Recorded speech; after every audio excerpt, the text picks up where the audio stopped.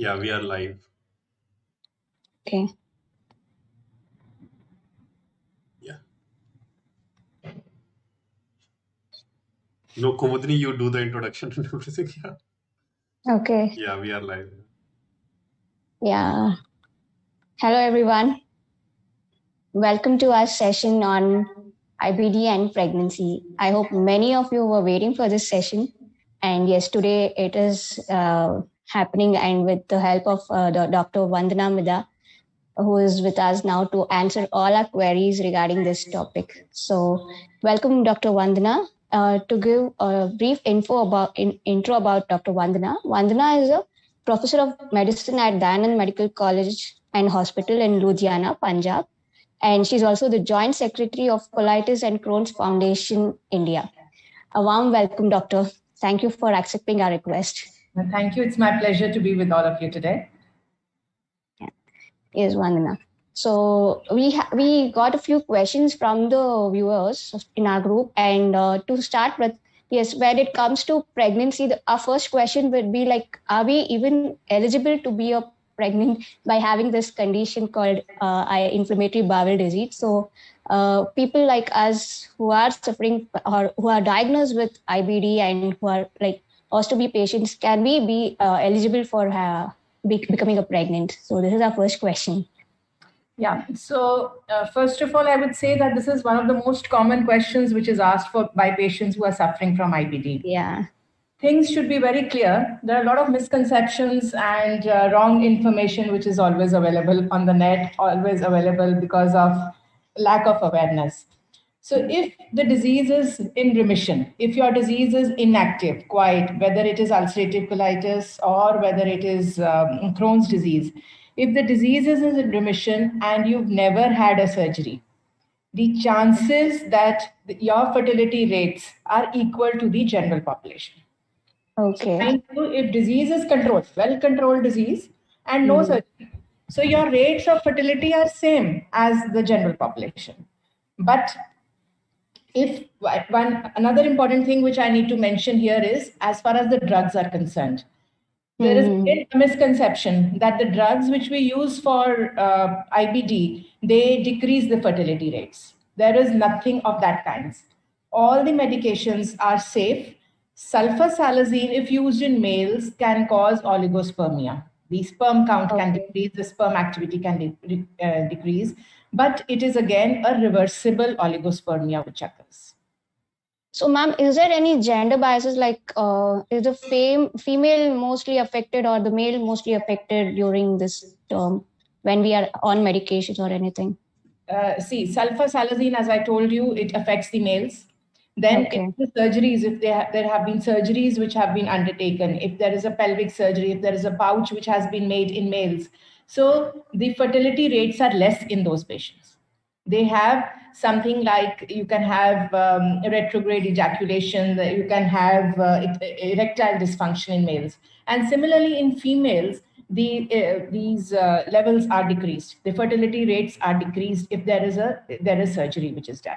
So if a patient of IBD has an inactive disease, the disease is quiet, that the disease is in remission, and there is no surgery, then the risk of fertility, the rates of fertility are comparable to the general population. But in cases of surgery, the fertility rates are decreased.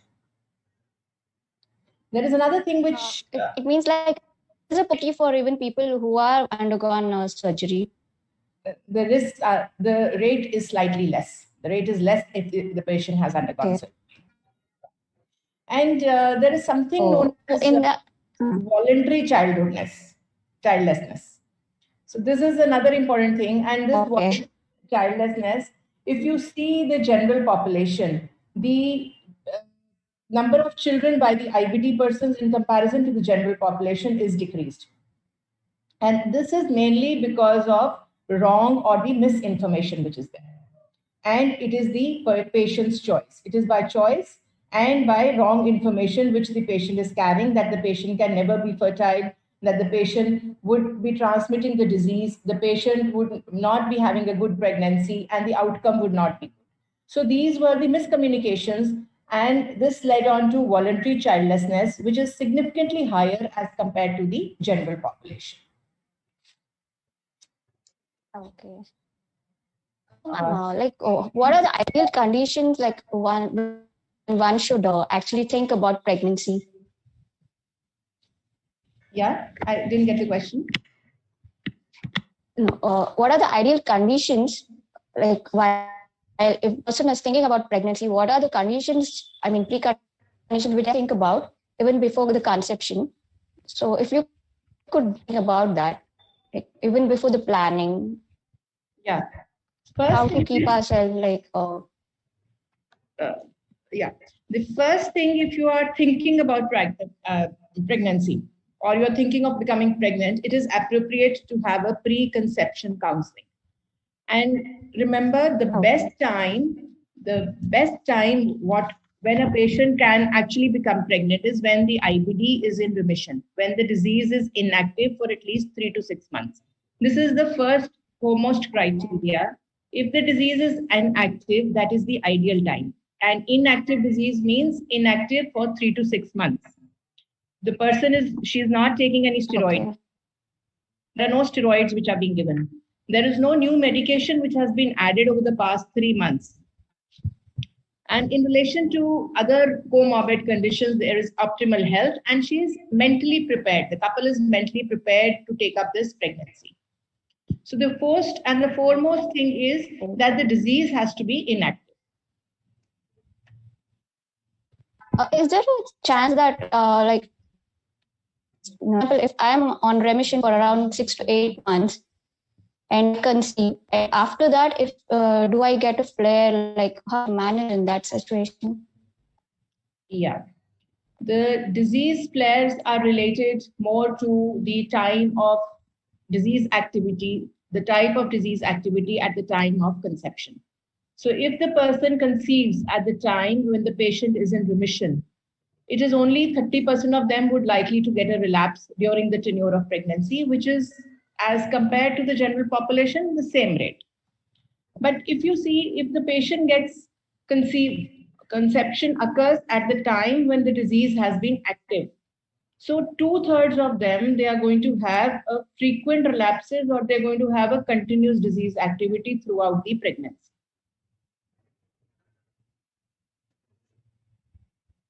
Yeah, am I audible?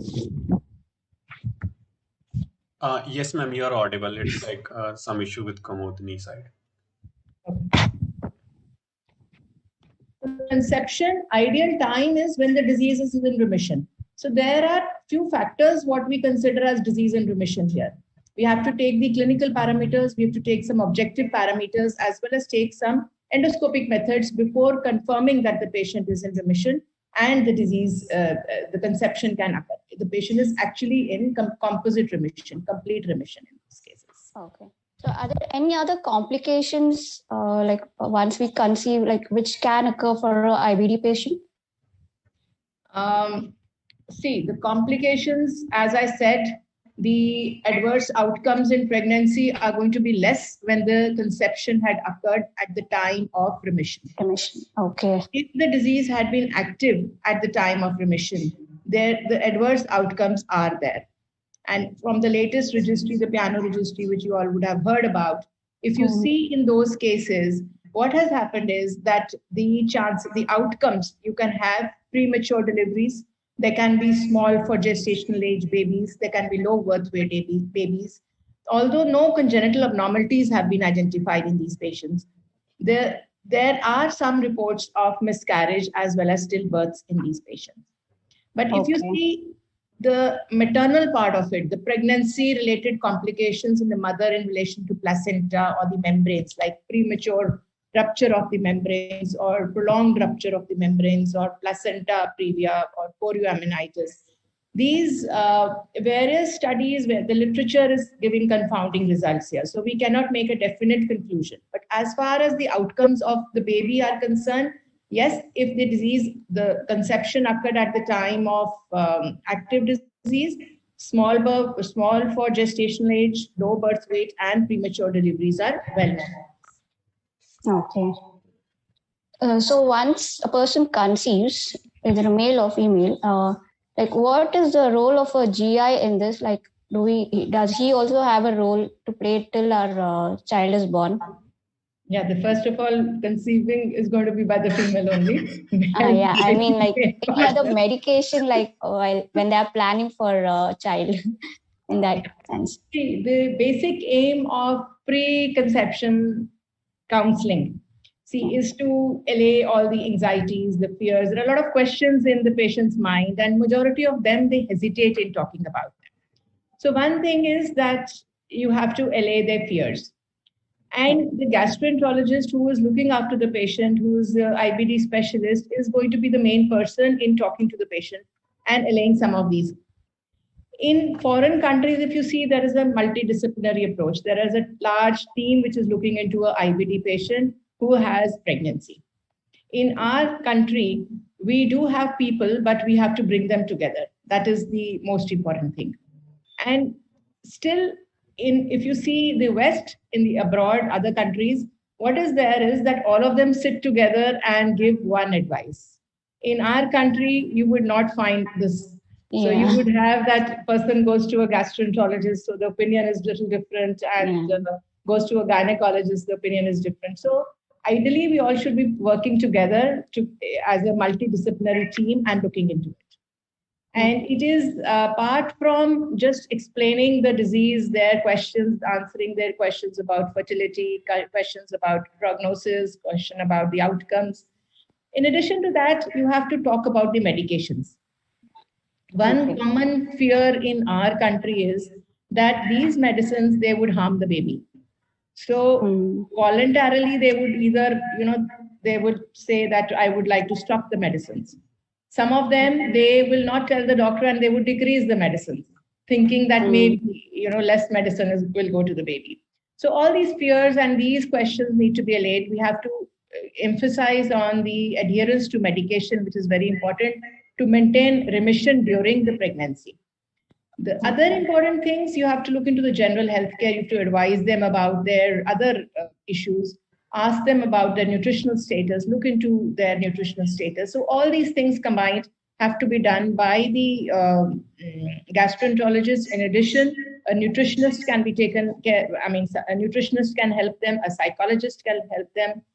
And if you have surgery which has been done in the past in relation to IBD, talking to the colorectal surgeons, they might be of some use. Then obviously the gynecologist remains the main person who's going to come in action. Yeah. And which method would you suggest as? What would be the ideal mode of delivery? Like, is it the normal or the C-section?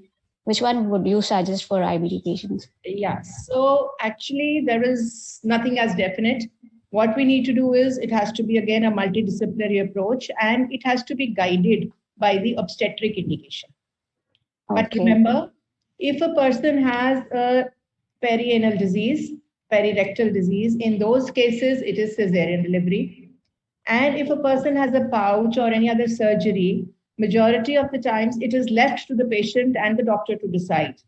But those patients, there is a relative indication for cesarean in these patients. But if you see, majority of the times, cesarean cases are significantly higher in patients who have IBD and pregnancy as compared to this. This is again because of lack of awareness and the patient's choice, thinking about cesarean being an easier way and rather than this vaginal delivery. Another important thing which one should emphasize is episiotomy. If the person is going for a vaginal delivery, the cut which is made, the episiotomy cut which is made, it should be avoided. But it can be done so that there is no laceration over the anal sphincter and the anal sphincter tone is maintained in these cases. Did IBD affect during that trimester, like during food intake or anything else? Because the person who is conceived will have to manage both their womb as well as their intestines. So how do a person manage that?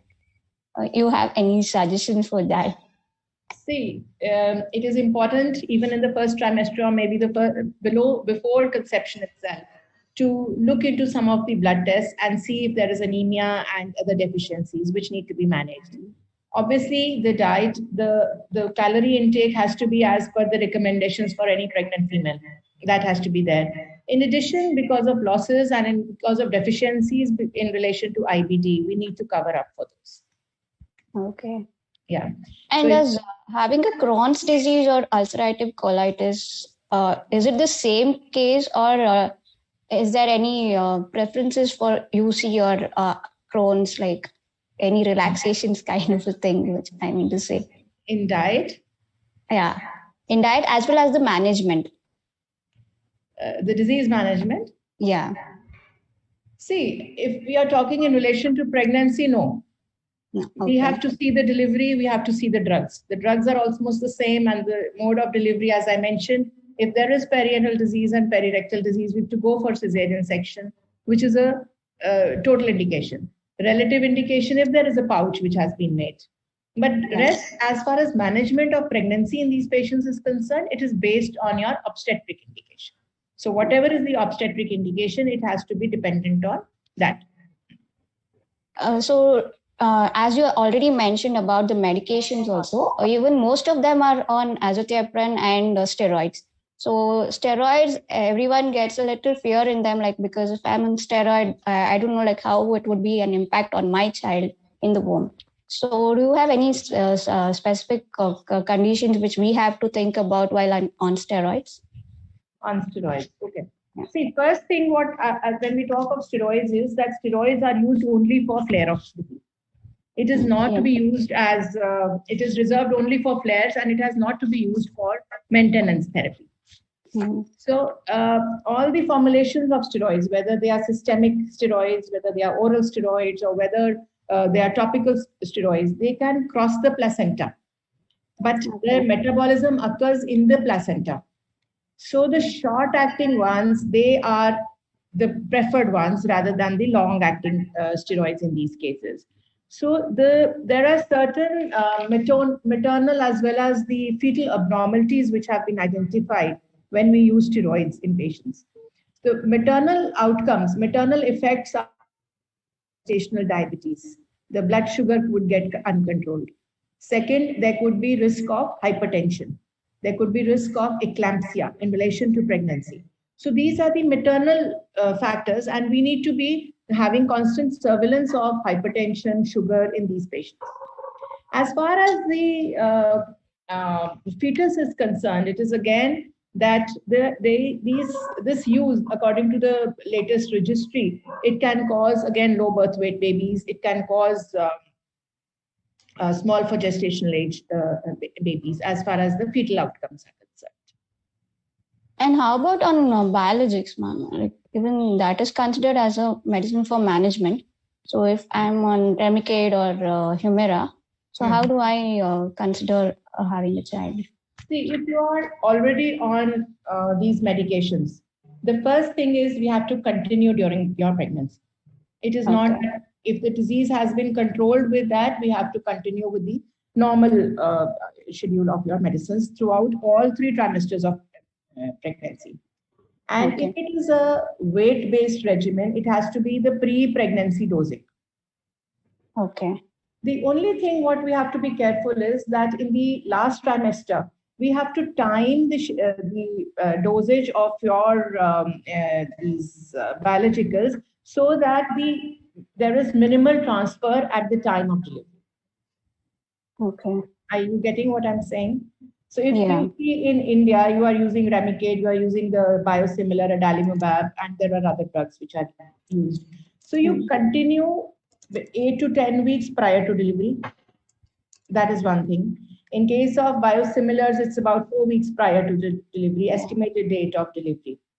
Stopping this drug in between is a little risky, but only in certain conditions it could be stopped at 20 to 22 weeks. But one should continue these, and after the baby, after delivery, these can be again continued, provided there is no risk of any infection, no evidence of any infection. So within 24 hours and 48 hours of cesarean section and 24 hours of vaginal delivery, the next dose can be. Okay. The point is that we do not stop these drugs. They are not going to harm, they are low risk. They are not going to harm the fetus. The other point which needs mention here is that the transplacental transfer of these can occur, and at birth, the levels of the antibodies, they are high, and they can persist from 6 to 12 months. So in that case, vaccinations, live vaccinations to the babies have to be withheld for some time, for the period of 6 months.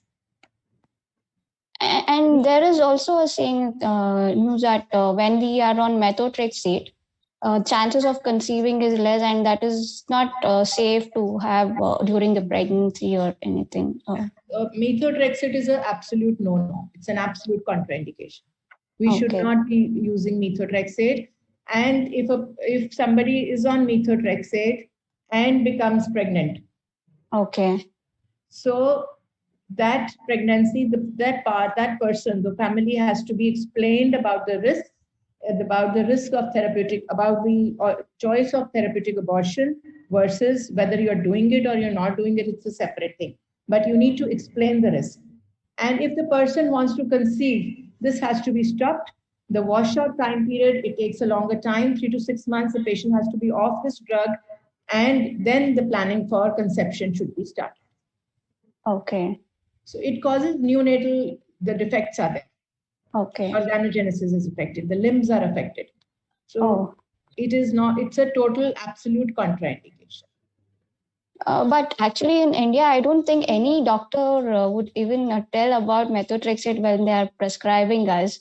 Because even when I was on methotrexate, like none of the doctors usually told about these conditions and all, but I only got to know from a different person who was suffering from the same thing. Like, how would you suggest, is there awareness that should be created even with the doctors as well regarding this, like educating about the drugs which they are giving? See, we have started under the Colitis Crohn's Foundation. We have a counselors training program. So we have been training people for being a counselor with the IBD doctors. If you see the OPD and if you see the doctors, they are terribly busy. That's one. Then these counselors are there when they are explaining to the patient, they need to be telling about all these things. In fact, the doctor as well as the counselor both should be responsible and should be telling about this. But, it's like even in rheumatology practice, methotrexate is the most frequent used drug. It is clearly told to the patients about the side effects, obviously pregnancy related, maybe no, but other of myelosuppression and jaundice and these things, they're all told to the patient, and they're asked to get their tests at frequent intervals. So these things are usually told to the people. It was just a sudden question which just popped up, because like many people, like they will be in a shock when they hear like, okay, when I'm on methotrexate, will I not be able to conceive? So the aftershocks would be even more worse. So I just wanted to bring that point here. No, it's very important. It's an absolute contraindication for conception. So in that sense, like azathioprine and other immunosuppressants would be safe and can be taken during the 3 trimesters as well. Yeah. And how about the post-delivery, like during breastfeeding and such times? How would one do on the medication? There are different views.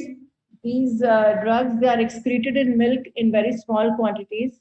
Some of them, they say that it's almost negligible and there has to be no relation to the meals, no relation to the feeds which are given. But in certain cases, some of them prescribe that after the medicine which is given, maybe 4 to 6 hours later, the breastfeeding can be done.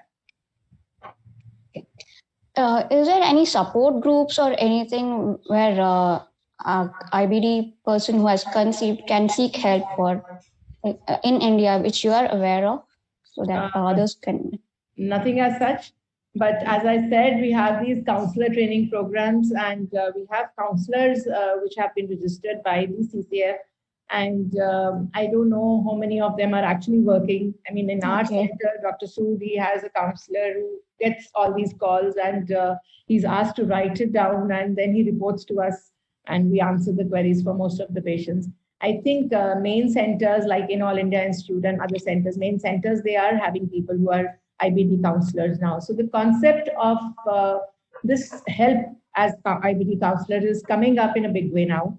But presently, as of now, I don't think we have a definite group which can be dedicated to dealing with questions related to IBD and pregnancy.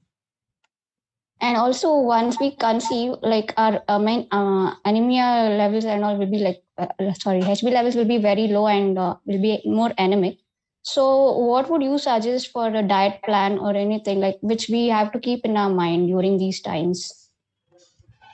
Okay, as far as anemia is concerned, it is one of the most common, we can say, overlooked comorbidity in patients with IBD. Now, if you look at anemia, there could be various causes related to it, related to IBD. And we have most commonly, we have iron deficiency anemia. If the disease has been active, there is blood loss. If the site, the duodenum, the small intestine where iron absorption occurs, in those cases, that if that is active, there is disease there, there is inflammation there, or there has been a surgery which has been carried out. In those cases, we're going to get iron deficiency anemia. And even your dietary deficiencies. Other causes could be vitamin B12, and some of times the drugs which are being used can cause anemia. So these are the multiple factors which are contributing towards anemia. So we need to correct all these factors. And remember, iron itself is not very easy for patients who have disease, especially those who have active disease. Iron supplements are not easy to be absorbed and to be taken. There are a lot of side effects or symptoms which occur in patients who have active disease, especially things like nausea, there is cramping, there can be increased frequency of stools which can occur. So apart from supplementation, as far as iron deficiency is concerned, if a patient has inactive disease, the disease is not active and there is mild anemia, in those cases, oral supplements, maybe the iron preparation as a ferric preparation can be taken. If the disease is active, we do not give, and maybe we can use IV injections in those cases. One important thing, you need help from a nutritionist, and you need to look into your dietary intake. Green leafy vegetables, maybe kale and other factors, they would help. Your dry fruits would be of some help. Then you have pulses, which would be of help. So there are different kinds of supplements which can be used as part of your dietary supplements, which would help. Some fruits would be good to increase the hemoglobin. So these are certain points which we need to look into and control the disease. The hemoglobin. And also, first of all, like IBD patient, almost they are overburdened with fatigue, pain, and stomach cramps and all. So along with pregnancy, like what would you suggest, and how should we handle this condition? See, there are two parts to it. One is the patient is actually getting fatigued. So we need to look into the causes for it, whether there is vitamin deficiency, whether there is anemia, whether there is vitamin D deficiency. The other is the psychological support, which is a must in such patients. And we need to keep them positive. We need to keep them pepped up. So these are certain things which we need to look into. But definitely, if there is a cause for it, we need to treat that part. Okay.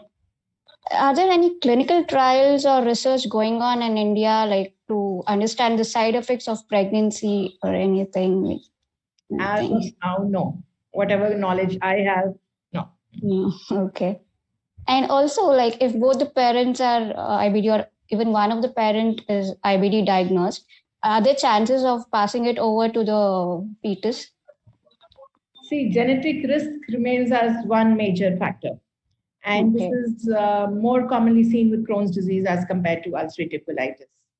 So if one of the parents is positive, the risk of transmission is about 2 to 3 times. And if there are both the parents which are affected, the chances increase to more than 1/3, more than 30%. So another important thing which has been observed in literature itself, that if a person has Crohn's disease, the mother has Crohn's disease, so mother to child transmission of Crohn's disease is more as compared to father to child. And similarly, the offspring who is affected is a female again. So mother to a female. That is the higher chances of. Does the severity of flare-ups also increase? I mean, like with the pressure?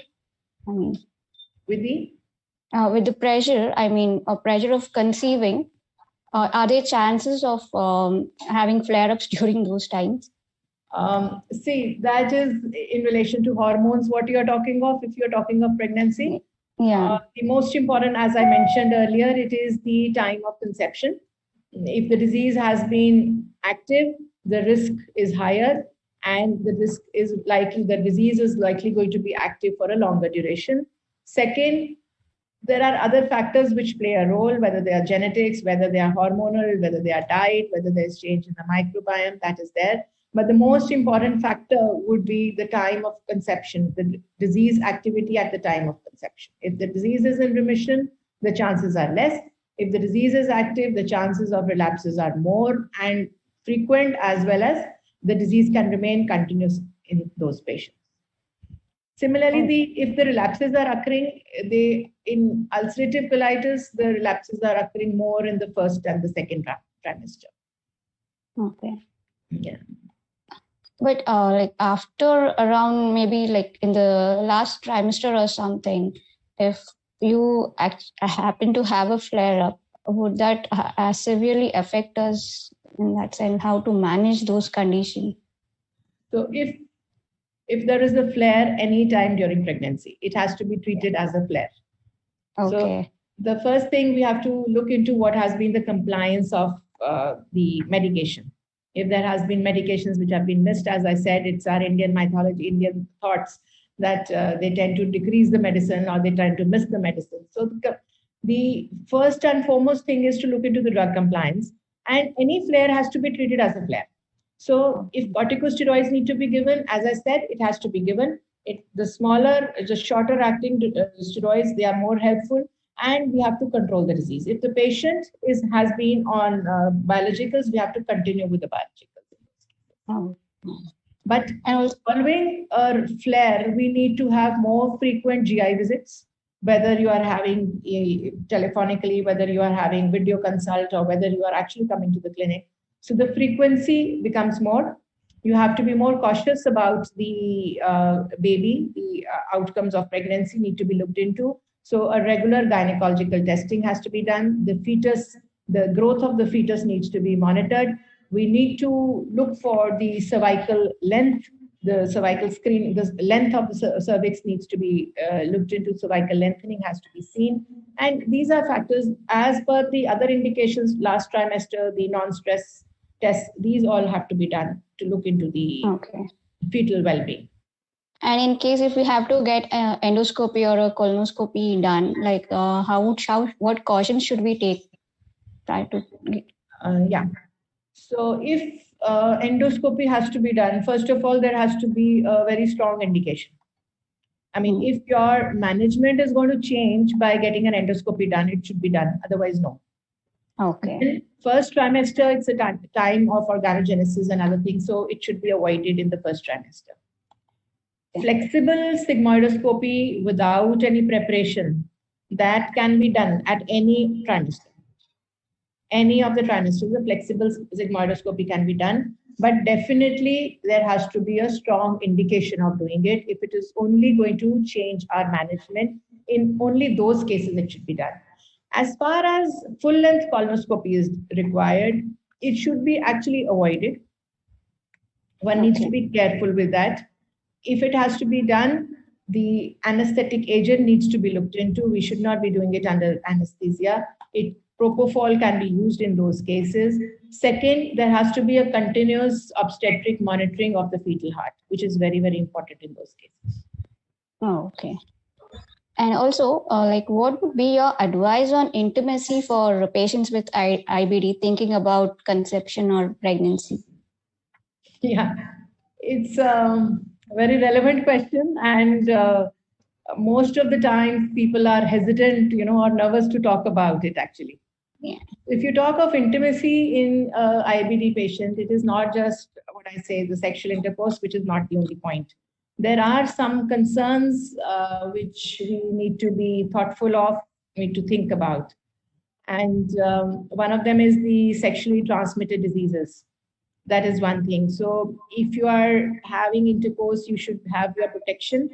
condoms can be used. And in case you are talking of oral contraceptives, it has to be longer acting, and since majority of the oral contraceptives have estrogen and they have a high risk of thrombosis, and IBD itself has increased risk of thrombosis.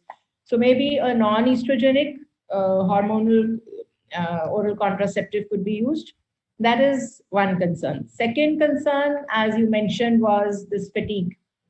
So fatigue and lethargy and laziness, these all extreme tiredness, they can be one factor which decreases the threshold or decreases the desire to go in for sexual activities. So in those cases, first thing we need to look into what is the cause for this fatigability, whether it's some deficiencies, iron deficiency, vitamin deficiencies, or maybe vitamin D deficiency. So we need to identify that. And remember one thing, that it is not just intimacy through sexual intercourse. There are various other ways that you can show your partner that you're concerned, you are more caring, and other things need to be looked into. That's one thing which is there. Then if a person has had, there are some fears like if there is fibrosis, or there is dyspareunia, there is pain. In those cases, some lubricating jellies can be used, which might be of some use. But in anal sex, in those cases, it should be no. We should avoid that. Then, as far as stoma or the bags are concerned, the colostomy bags are concerned, if you think there, some people, they have this fear, or they are a little shy, or they are hesitant in, and they feel that they would not be able to complete the sex and go about these activities. So in those cases, one should not be feeling any hesitancy. And the most important thing is you should make sure that your colostomy bag is secure. It is empty prior to this. And another fear which some people have is regarding incontinence. So these are some fears which need to be looked into. But remember that it is your self-worth. You should love yourself. You should be positive about yourself. And it is not one organ which should be affecting anybody, any relation. One should be positive. And if you are positive and if you are feeling good about yourself, you should be explaining things in a very clear and a concise manner that this is the problem. And it is for the other one to decide about. Yeah. And one of our viewers have a question, like what would be the impact of mesocol used in ulcerative colitis in IVF process? So that person is currently taking 1200 mg per day. So do you have any suggestion, like should she be taking any precautions or anything? See, there is the thought that if a person is not able to conceive in 6 months, and some of them, they call it less fertility, and some of them, they say that if a person is not able to conceive within 1 year, it has to be subfertility. In those cases, one should always talk about IVF, in vitro fertilization, or the artificial reproductive technologies, ART, as they are called. And again, this has to be a multidisciplinary approach. The chances of conception, the chances of in vitro fertilization positivity means that you get the result there, are it is not dependent on the medicines what we are taking. So the medicines are not going to interfere in the IVF process. Secondly, there are some hormones which are used in this process for IVF.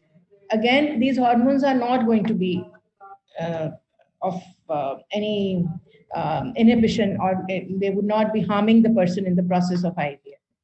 And if the egg gets implanted, if you get the chemical pregnancy, that is the most important step. If you are able to get that pregnancy, the beta HCG levels, they increase after 2 weeks of IVF. That is the time which after that pregnancy will continue. And the rate of success in pregnancy by IVF after the embryo, after the chemical pregnancy has occurred, is going to be comparable in all. But earlier on, obviously, the success rates of IVF would be low. But remember, the drugs, whether 1 gram or 2 grams, it is not going to be of any I mean, they are not going to be of any obstacle as far as IVF is concerned. Okay. So, as a last statement, what would be your suggestion for somebody who's planning to conceive as an IBD diagnosed person? See, one thing, one should not fear that they cannot get fertile. They are fertile and they have to try about it. Second thing, a preconception counseling. You need to visit your doctor. You need to open up with these questions. I mean, the questions which you have asked me today, some of these questions, they have to come up and ask these questions. And I'm sure after this, I would look into the point of Colitis Crohn's Foundation coming up with IBD counselors specifically for these. Thank you. This is very important, and I might seek your help in this case. Definitely. Ma'am, like you said that, yeah, females conceive, right? So males have a very limited role here. But yeah, like, are there any meds that affect the reproductive ability of males, or like the fertility, sperm fertility of males, like sperm count or anything like that? Yeah. First is, as I mentioned, some of them about the drug, the sulfasalazine, which plays a role. It causes a reversible oligospermia, which is there. Then corticosteroids may be of some harm in these patients again, which would affect the sperm count. And surgery is another thing which would be there. And then most important is the psychological part. Even the psychological part, the fear, the anxiety, and at times person is, afraid. These are factors which might contribute to low fertility rates in these patients. Okay. 1 second, ma'am. 1 second. Something is, yeah. And ma'am, can you hear me? Yeah. And one person has asked like about Azoran. Is Azoran safe for pregnancy? Yes. Azoran can be taken in pregnancy. Previously, there were contradictory reports, but the latest piano registry and various meta-analysis, so they have said that there is no increased risk of complications. There is no increased risk of congenital abnormalities in relation to azathioprine and 6-mercaptopurine. But there is some conflicting data where they say that the babies, there may be an increased risk of infection in 9 to 10 after 9 to 10 months. But one thing one needs to remember, that the dosage, it is reasonable to continue to maintain it, but it should be avoided to start azathioprine during pregnancy. If you are on azathioprine, you continue maintaining on the same dose. But starting these treatments during pregnancy, one needs to avoid that. One is because there is a delay in the onset of action of these drugs. It takes about 12 weeks for its onset of action. And then there are unpredictable side effects, like you might get pancreatitis, which is severe pain in the abdomen, which can be a medical emergency itself. There could be suppression of the bone marrow, the cell lines, the blood cell lines might decrease. So it is avoided to start this drug in pregnancy, but if you are on this drug, it should be continued. Kumudini, you have any more questions? Nothing, Nikhil. Almost most of the questions were addressed. And thank you so much, Ms. Vandana, for taking out your time. And really, it was a very insightful session. And many of us did have this question, but didn't have any guts to speak out. But I hope, like many of the viewers also, that all their queries are addressed, and we would like to look forward for counselors as well. Sure, we should work together and go ahead. Ma'am, just before you leave, like, are you there, ma'am? Yeah. So, like, first of all, like, I just wanted to say two things. Like, one, like, a lot of thanks for like speaking frankly on the topic of intimacy, because like we have been trying to have those conversations, but like it's very difficult to get people on board. And like, thanks a lot for like talking very frankly about that. And the last thing that I want to ask is like about the IBD counselor program. Like, who is eligible to become a IBD counselor? Like, we have been having these discussions with like Dr. Ahuja also, and like with CCS also, we have been trying to bridge that gap between, because as like doctors, you clearly don't have so much time to explain such a complicated disease. And so, like, who's eligible to become an IBD counselor? Like, how can we help you with that? It's a science graduate Okay. And we have this course which is carried out in 2 days. We have 3 books, books dealing with the basics of IBD, the medication of IBD, and the frequently asked questions which are there. And we have our own faculty. We have been doing these programs. We've done 13 such programs till date.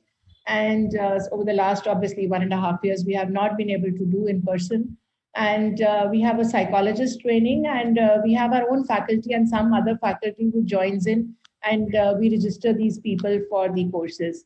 This again needs to be revamped again. We need to look into further how best we can utilize these people, because what our realization is that many of them have done this course, but they are not actually putting it into, they're not putting it into use. So these things, I think the awareness still needs to be increased. We need to identify these people. We need to get their course registered, and that is how things would move. Okay. Yeah. Thank you, ma'am. I think. Yeah. Do you think that people with IBD can become IBD counselors? Definitely, yes. Yeah. They would be the best people. Thank you, ma'am. Thank you so much, very ma'am. much. Thank you, Kumudni. Thank you, Nikhil. Yes. It was a nice session. Yeah. Thank you very much. Thank Stefan, you. have a nice day. Yeah. Thank you.